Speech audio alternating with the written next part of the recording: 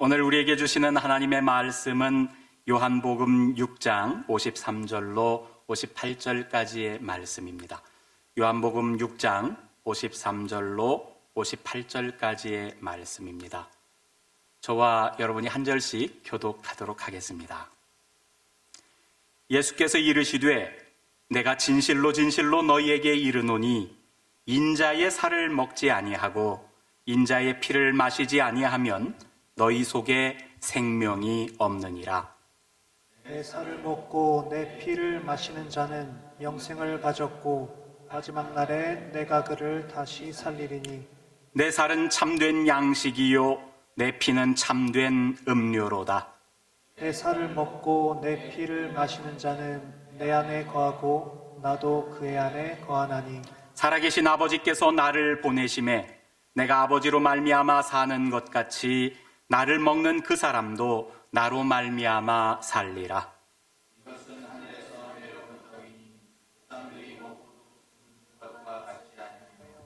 이 떡을 먹는 자는 영원히 살리라. 아멘. 같이 기도하겠습니다. 살아계신 하나님의 영이시여, 이 시간 우리들 가운데 임재하여 주시옵소서. 말씀을 전하는 사자의 입을 주장하여 주시어서 온전히 주님의 말씀만이 선포되어지게 하옵시고 듣는 저희들의 귀와 마음을 열어주시어서 주시는 말씀이 우리의 심령 가운데 새겨져 그 말씀에 힘입어 삶을 누리게 하여 주시옵소서. 감사드리며 예수님 이름으로 기원하옵나이다. 아멘. 아멘. 요즘 단풍이 한창입니다. 노랗게 빨갛게 물든 나뭇잎은 멋진 가을의 색을 우리들에게 마음껏 보여줍니다. 여러분, 단풍이 낙엽이 되어 떨어지기 전에 보여주는 나뭇잎의 마지막 아름다운 모습 아닙니까? 오늘 스크린에 보니까 모든 잎이 꽃이 되는 가을은 두 번째 봄이다. 알베르 까미가 한 말이라고 합니다. 여러분, 단풍이 드는 이유를 아십니까? 광합성 작용을 왕성히 해서 나무의 영양분을 공급할 때는 엽록소의 활성화로 인해서 나뭇잎이 녹색을 띠었지만 기온이 내려가면서 광합성 작용이 천천히 일어나고 인맥도 수축되고 포도당을 운반하지 못하게 될 때 엽록소의 활성이 떨어지면서 녹색이 사라지고 본래의 색소들이 나타나는 것이 단풍이라고 합니다.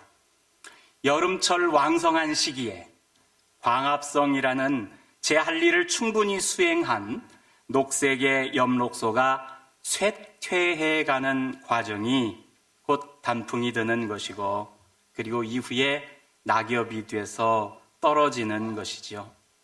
울긋불긋 채색된 단풍이야말로 녹색으로 한껏 왕성하게 일하고 얻은 수고의 훈장과도 같은 것일 겁니다. 인생에 빗대면 나뭇잎의 단풍은 노인의 백발과 같습니다. 젊어서 힘껏 일하며 가정을 일구고 그리고 자녀를 키워낸 인생의 수고 뒤에 얻은 백발 말입니다. 백발은 영화의 면류관이라 그랬습니다.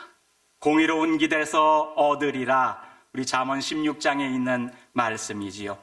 여러분, 공동체 어르신들의 백발은 영광스러운 면류관입니다. 인생의 수고로 얻은 영광스러운 면류관이요. 우리 공동체의 어르신들, 특별히 백발을 이렇게 지니고 계신 분들, 여러분, 흰머리가 생긴다고 염색하지 마세요. 그것이 여러분들에게 하나님께서 영광의 면류관으로 주신 거요. 내 가정을 잘 건사하고 자녀들을 잘 양육하고 오늘날까지 수고한 것에 대한 영광의 면류관입니다. 여러분, 우리 백발의 어르신들에게 박수 한번 보내드립시다. 그런데 잠언에 보니까 이 면류관을 공의로운 길에서 얻으리라 그랬습니다. 여러분, 공의로운 길이 뭐예요? 하나님을 인정하고 동행하는 길이 공의로운 길이에요.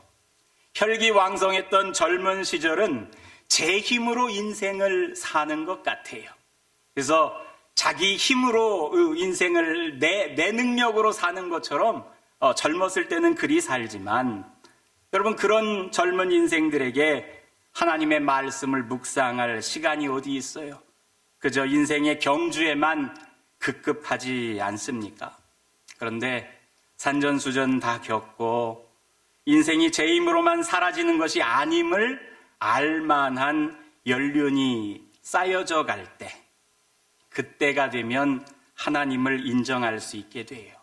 그래서 영화의 면류관인 백발은 공의로운 길에서 얻으리라 그랬어요. 여러분, 젊은 이들이 알지 못하는 삶의 지혜, 우리 성경의 지혜서들을 읽으면 신앙생활을 한참 이렇게 한 현자들이 돌이켜가면서 여러분, 자신의 하나님께서 인생에서 주신 지혜를 적어놓은 책들이 지혜서들 아닙니까? 그런 것처럼 인생의 고난을, 풍파를 겪고 나서야, 머리가 희끗희끗 백발이 되고 나서야 비로소 하나님을 인정할 수 있는 그런 인생의 때가 되고, 하나님을 인정하는 그 삶이, 그것을 성경은 공의로운 삶이다 이렇게 일컬으니까, 여러분, 백발의 영화의 면류관, 이것은 공의로운 길에서 얻으리라 하는 것이 이 옳은 말씀인 것 같아요. 교회의 젊은이들의 수가 적고 백발이 성성한 어르신들이 많은 것은 여러분, 당연한 이치요. 백발의 연륜이 되어서야 비로소 인생은 하나님을 찾기 시작하기 때문에 그렇습니다. 그런 면에서 백발의 면류관을 생각하게 하는 이 낙엽지는 가을이란 계절, 하나님을 알게 하는 좋은 절기임에 틀림없습니다. 우거졌던 실록의 기운이 꺾이고 퇴색해진 낙엽을 맞이하는 계절로 인생을 돌아보며 성찰하기에 적합하기 때문에 그래요.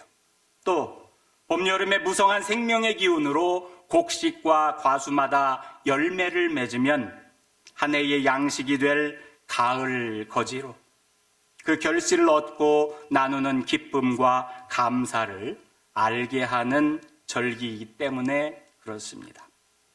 예수님의 말씀 속에서도요, 추수와 연관된 말씀이 많은 까닭이 여기에 있다고 생각합니다. 수확의 계절이 되면, 여러분, 이 낙엽이 지는 무언가 마감하는 시점이 되는 그런 계절이 되면 하나님을 알기에 좋기 때문에 그렇습니다. 예수님의 말씀 속에 겨자씨의 비유가 있지요. 알곡과 가라지의 비유도 있습니다. 또 추수철 포도원의 비유도 있어요. 추수할 것은 많은데 일꾼이 적다고 말씀하시기도 하셨잖아요. 한 알의 밀이 땅에 떨어져 죽으면 많은 열매를 맺는다는 말씀도 하셨습니다. 다 수확의 계절에 들려주시는 말씀들이요. 오늘 말씀의 주제도 추수와 연관이 있습니다. 바로 양식에 관한 것입니다. 예수님은 당신께서 참된 양식이라고 말씀하십니다. 영원한 생명을 주는 참된 양식, real food라고 주님께서 말씀하세요. 내 삶은 참된 양식이요, 내 피는 참된 음료로다. 여러분, 사람은 밥이든 빵이든 매일같이 양식을 먹어야 사는 존재입니다. 하루를 살래도 양식을 먹어야 삽니다. 이 동서고금의 진리요. 사람은 이 양식을 얻으려고 매일같이 부지런히 일하며 삽니다. 이 창세기 3장에 하나님께서, 여러분, 아담이 범죄한 뒤에 그러셨잖아요. 평생에 수고하여야 그 소산을 먹으리라. 양식을 먹기 위해서 인생은 수고할 수밖에 없어요. 그런데 예수님께서 군중들에게 오병이어의 기적을 보여주셨습니다. 보리떡 5개와 물고기 2마리를 가지고 5,000명이 넘는 군중을 먹이시고, 그리고 나서도 12광줄이나 보리떡이 남는 그러한 기적을 보여주셨어요. 여러분, 군중들은 예수님을 가리켜서 오실 선지자라고 하면서 억지로 잡아서 임금을 삼으려고 했고요. 예수님은 그 군중들을 피해서 바다 건너편으로 떠나가셨습니다. 그런데 군중들은 그렇게 떠나신 예수님을 쫓아서 바다 건너까지 쫓아갑니다. 여러분, 왜 그렇습니까?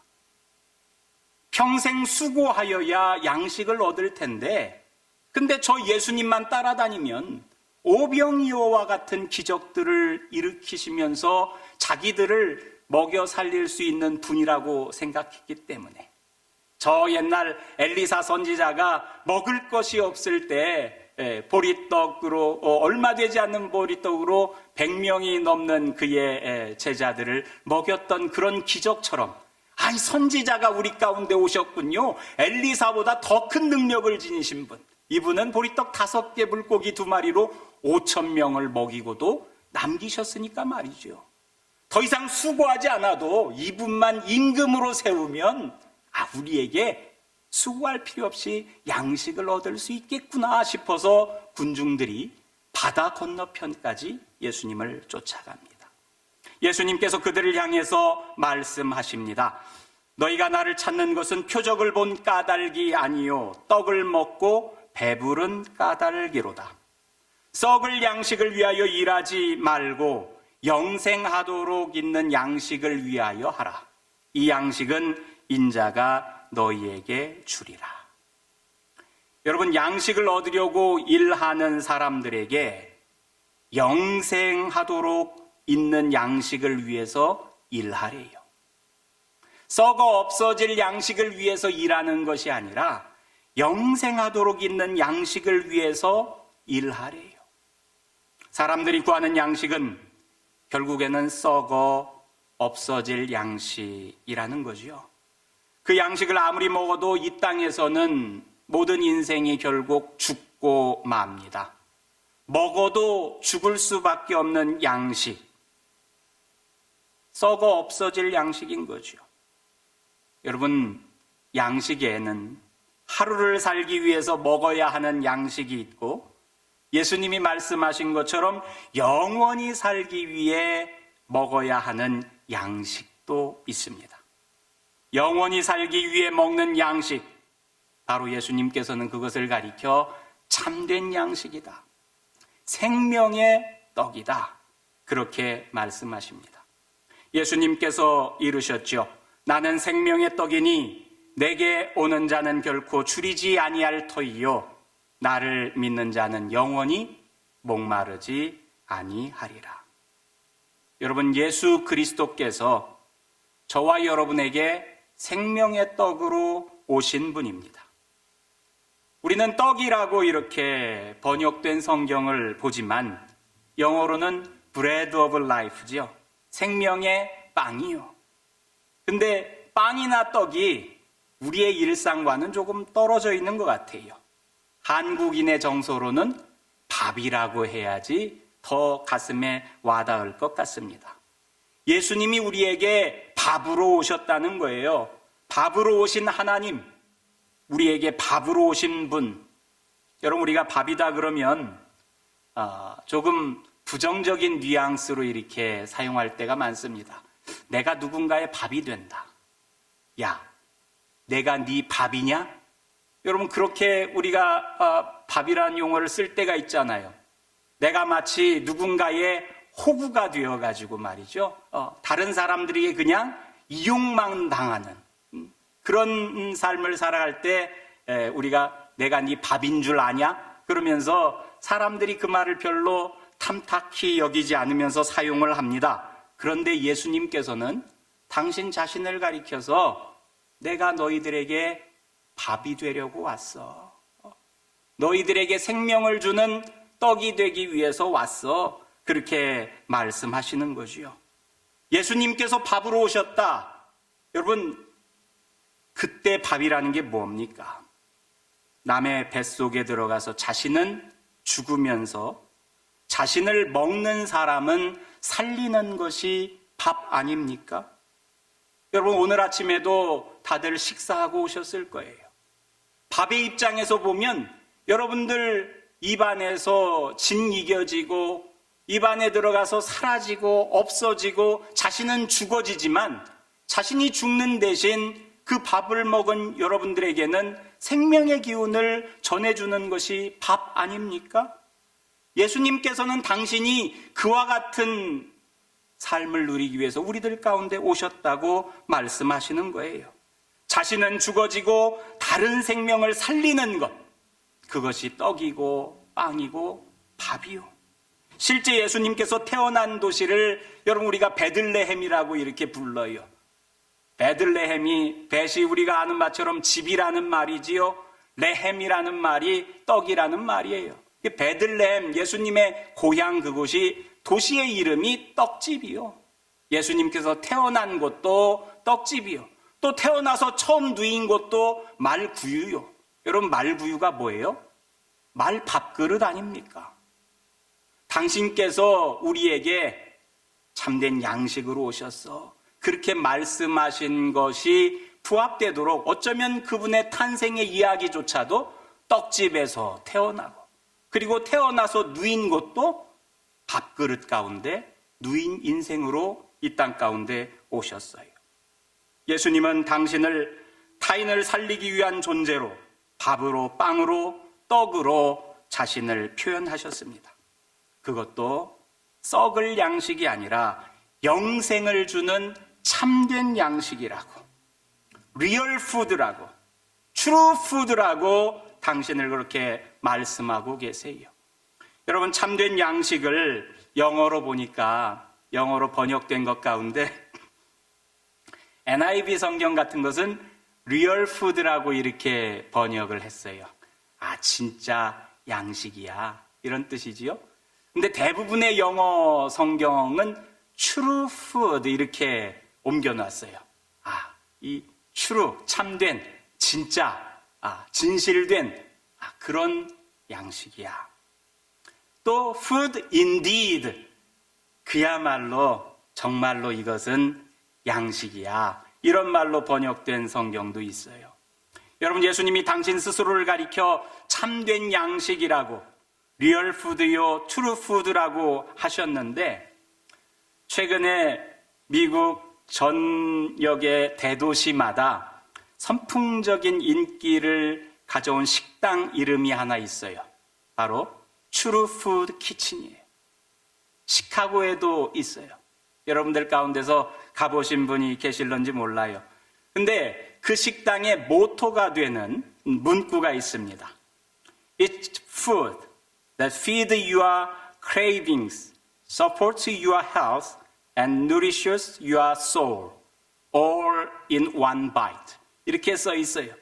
여러분, 이것은 당신의 갈망을 채워주는, 당신의 갈증을 채워주고, 당신의 건강을 유지시켜주고, 당신의 영혼에 영양을 공급하는 음식입니다. 이 모든 것을 한 번에 해결할 수 있습니다. 이렇게 적어놨어요. 유기농으로 양질의 식물을 여러분 팜에서 재배하는 것에서부터 시작해서 식당의 테이블에 이르기까지 관리하며 공급해주는 건강 식당의 대명사입니다.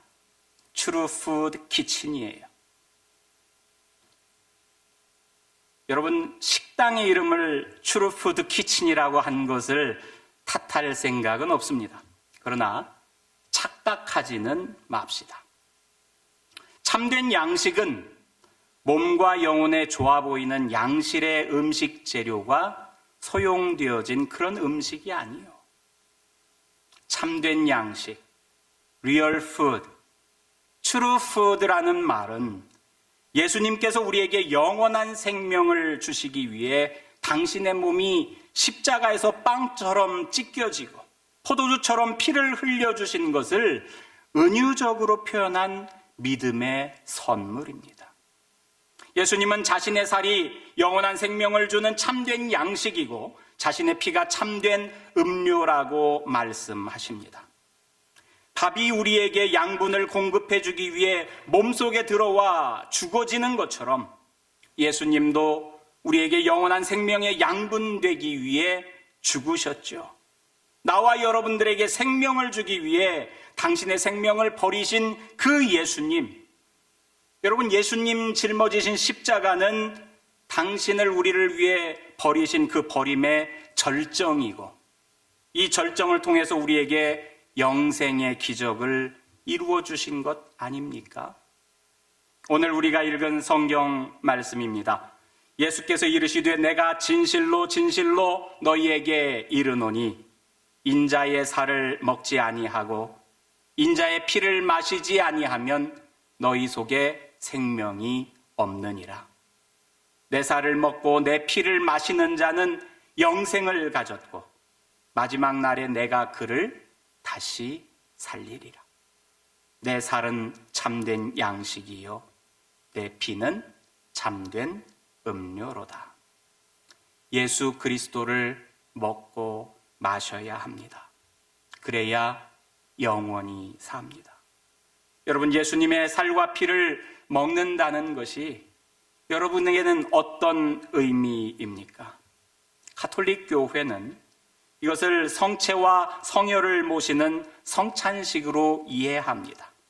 그래서 그들은 예배 때마다 성찬식을 중요시합니다. 실제로 빵을 떼어서 성도에게 줄 때 그 빵이 예수님의 몸으로 변한다고 하는 것을 믿어요. 그래서 몸으로 변한다. 그래서 화채설이라고 그러죠. 하지만 개신교회는 예수 그리스도를 먹고 마시는 것에 의미에 중점을 둡니다. 성찬식은 그리스도를 기념하는 예식으로 우리가 그분을 기억하고 그분께서 왜 십자가에서 몸이 찢기워지고 피를 흘리셨는지 그 의미를 우리가 기억하는 것에 더 초점을 둡니다. 예수 그리스도의 살을 먹고 피를 마신다는 것은 그가 내 안에 들어와서 산다는 의미요. 내 살을 먹고 내 피를 마시는 자는 내 안에 거하고 나도 그의 안에 거하나니 그러셨잖아요. 여러분, 성도는 그리스도 안에 거하는 사람입니다. 내가 그리스도 안에서 살아가는 거예요. 그리스도 안에서 그리스도의 말씀에 이끌림 받아서 그리스도 안에서 살아가는 삶, 그리고 내 안에는 내가 사는 것이 아니라 그리스도께서 내 안에서 거하는 삶. 나는 그리스도 안에 거하고 그리스도는 내 안에 와서 거하는 그 삶을 가리켜서 우리는 예수 그리스도의 살을 먹는다. 그분의 피를 음료처럼 마신다. 그렇게 은유적으로 표현하며 사용하는 거예요. 여러분, 그래서 사도 바울은 고백하잖아요.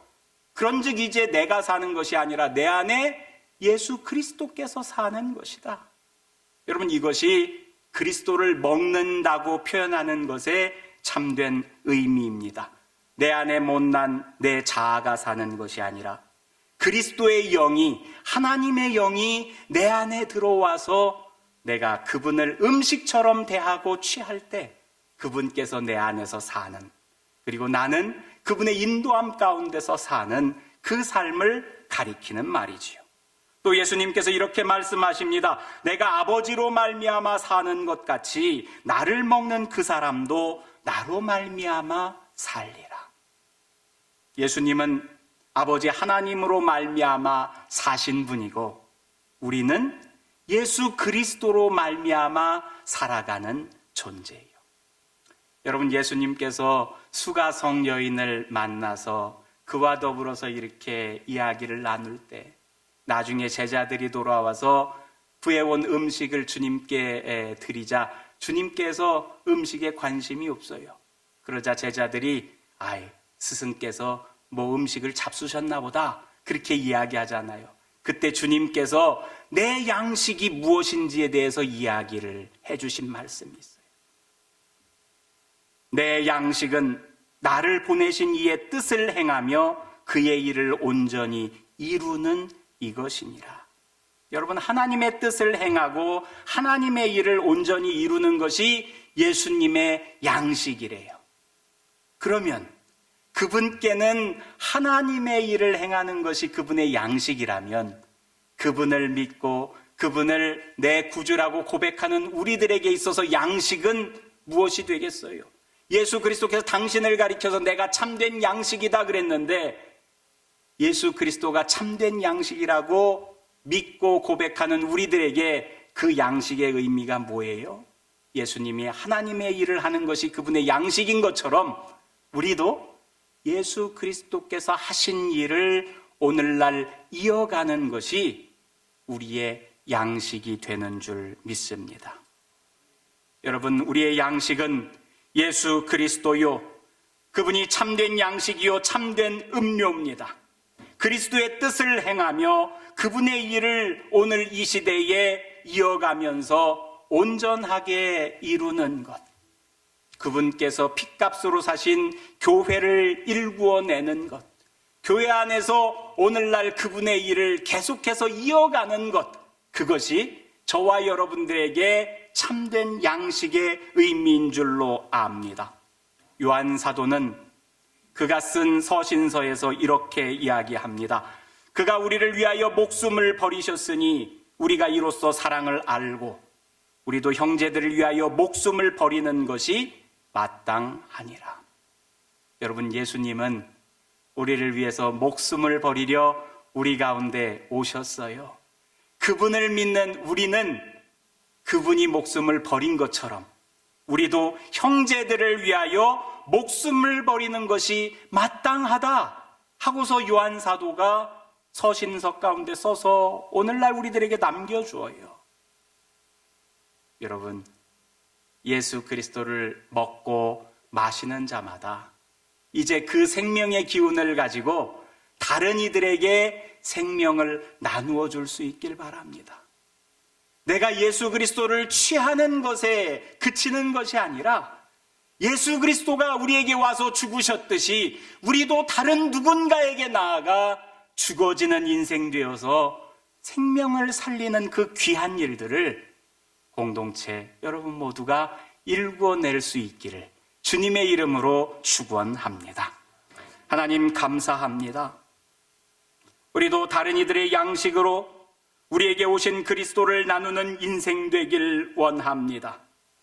예수님께서 우리에게 오시어서 참된 양식이 되어서 영원한 생명을 주시려고 당신을 찢고 피 흘리셨던 것처럼 우리도 오늘날 죽어가는 많은 영혼들을 위해 우리의 것을 내어줄 수 있는, 그래서 그리스도를 함께 나눌 수 있는 귀한 생명의 역군들 되게 하여 주시옵소서. 감사드리며 예수님 이름으로 기원하옵나이다. 아멘.